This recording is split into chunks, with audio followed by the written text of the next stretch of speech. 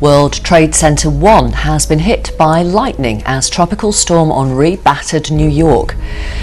Look at that bolt. You can see it striking the top of the building in Lower Manhattan, connecting with the spire 550 meters above ground level. After a day out of sight absorbing the unfolding events, the president emerged to address the nation. A tough day.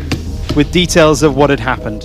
On one of the darkest days for the U.S. military in more than a decade.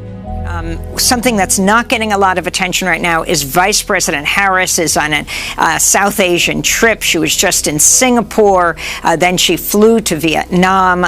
She has warned about China in the South China Sea. Can you talk about the U.S.-China brinksmanship that's going on right now? The tragedy is that the U.S.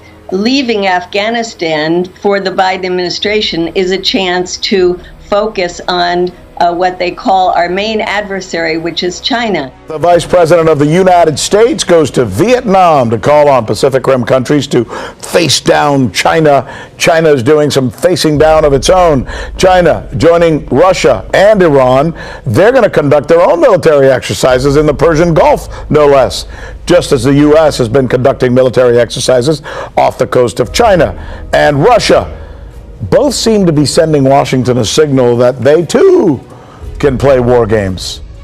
We have just learned from the Pentagon, this is their statement, we can confirm that a number of U.S. service members were killed at the Kabul airport. A huge explosion, mass casualties, people rushed to hospital. So I know those are tough words, but these are tough times, and this incompetence has very real consequences, as we've seen today, and people should be held to account. From the Black Sea to the Mediterranean Sea, the Persian Gulf to the South China Sea, friends and foes alike are flexing their naval muscles in a show of military and strategic force spanning the globe. China launched a series of naval exercises Tuesday, including live fire drills in the South China and Yellow Seas, ahead of the so-called Quad Alliance's upcoming naval drills later this week. The United States, India, Australia, and Japan will conduct surface, subsurface, and air operations, including live fire weapons drills off the coast of Guam starting Thursday.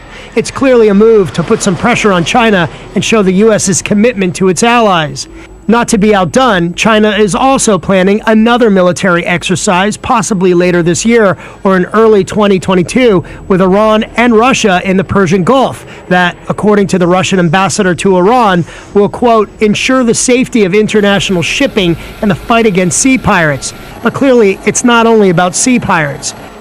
The China, Russia, and Iran naval drills will come close to U.S. military bases in the Persian Gulf region and will likely garner a response from the U.S. and its allies. This, as Vice President Harris is in Vietnam, part of her week-long Asia tour to court America's allies in an effort to counter China.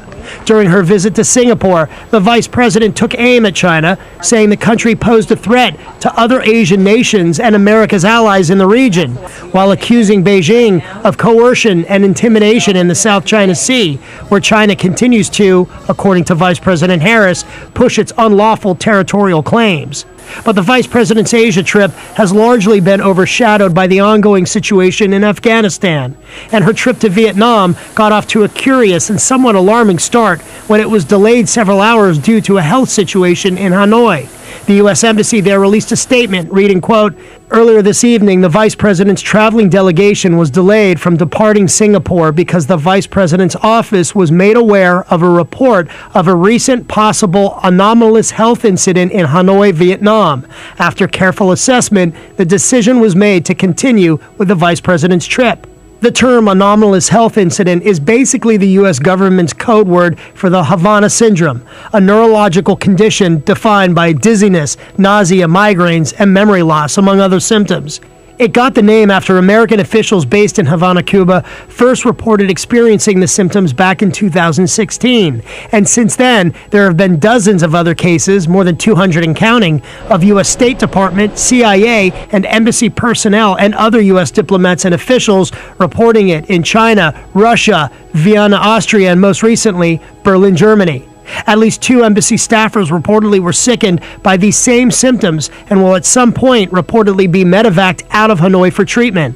Vice President Harris's spokesperson said the delay had nothing to do with the VP's health, but so far, the vice president has said nothing about the possible Havana syndrome health scare in Hanoi.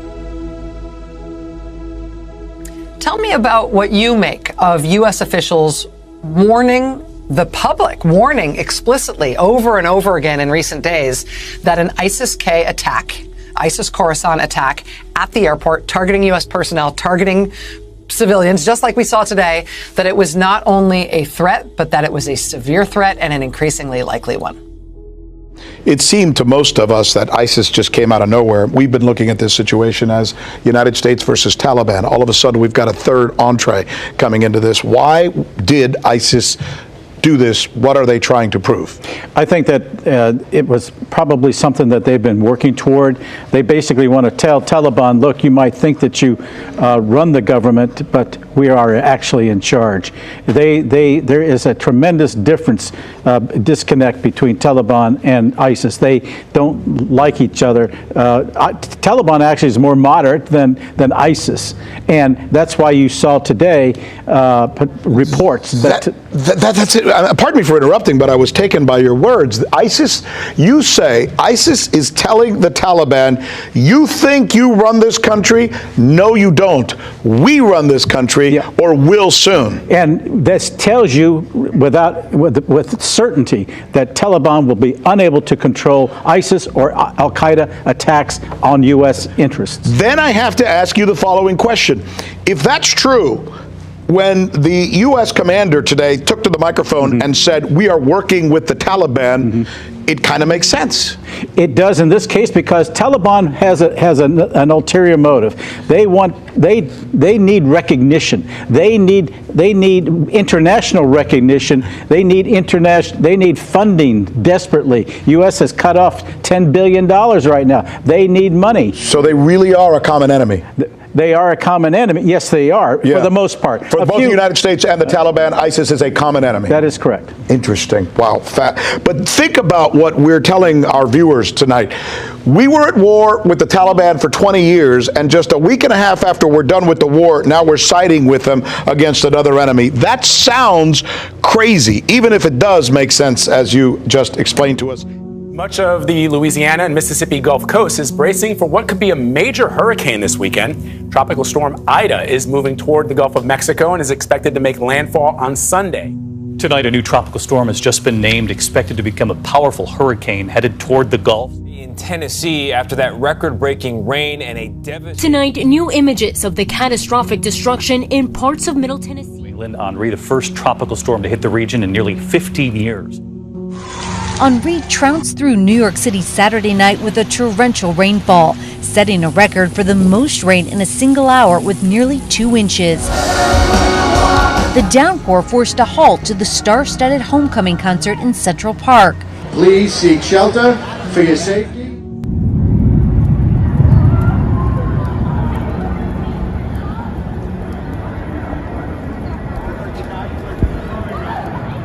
Oh, I missed.